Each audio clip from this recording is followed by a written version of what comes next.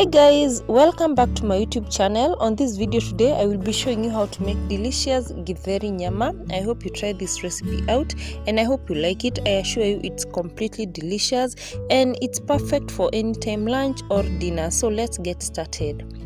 Into your sufuria, add like 1 tablespoon of cooking oil or any amount depending on the amount of githeri that you're making, and that is 1 tablespoon of cumin seeds, just frying them to add to flavor. Be sure not to burn the cumin seeds, and then after frying the cumin seeds, now add red onions. Use as much onions as you usually would.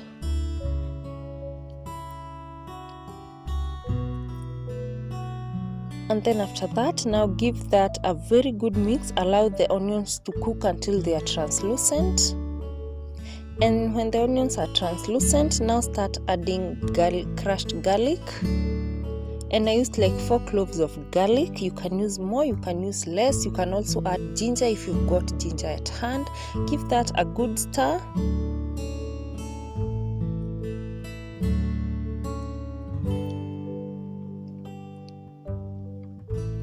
And when the onions are ready, golden brown, it's time to start adding the spices. Also, first add tomato paste. And I added that full sachet of tomato paste. Like I said, since these are homemade meals, you can use whatever measurement of spices you prefer and whatever you've got at hand. Do not limit yourself to whatever I show on my videos. And then give it a good mix.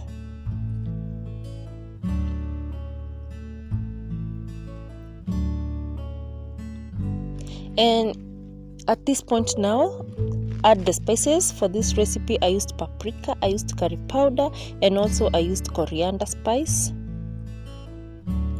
And then you're going to add all the spices accordingly and then give that a good mix. And after mixing everything together, now add your meat. You can use beef. I used nyama ya mbuzi. It's soft and delicious and I prefer nyama ya mbuzi to beef. And then just mix everything together until all the spices come together, until it is well mixed and coated with the spices. And then cover it and let it cook on low flame for some time. And after the nyama is half cooked, the water from the meat has dried. Now add more water, like 1 cup of water into the meat, and then give it a good stir, ensuring that it doesn't stick at the bottom of the pot.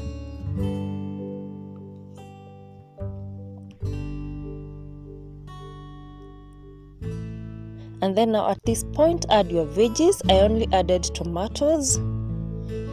Add whatever other veggies you would love, but even adding just tomatoes will be completely fine. This is a simple recipe, no complicated steps, nothing, so simple.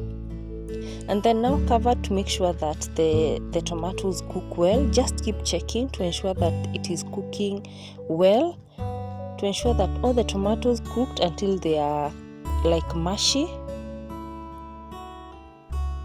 And after the tomatoes are fully cooked, now uncover the pot, give it a good mix. Now it's time to go to the other step.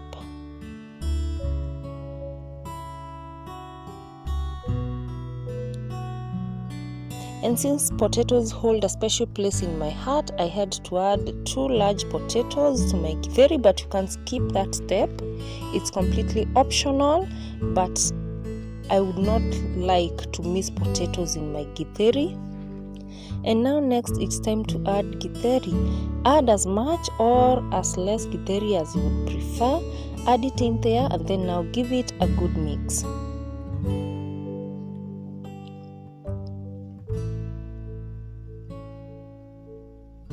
Now add enough water to cook the potatoes and to ensure that even the beef is evenly cooked, because I like the meat well done, so I had to add enough water to cook the meat and the potatoes. Be sure to check the seasoning. Add salt as required as you go. Keep checking the taste just to make sure that you get a final product that you love. Keep checking your githeri. At this point now, add dania. And like you've noted in most of my recipes, I like to add dania as the last ingredient because I don't like to overcook dania.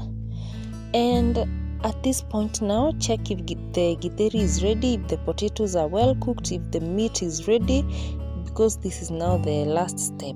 And after that, the githeri is ready. Serve, and I normally serve my githeri with avocados. I love avocados so much. With githeri, they go perfectly. And thank you so much for watching this video.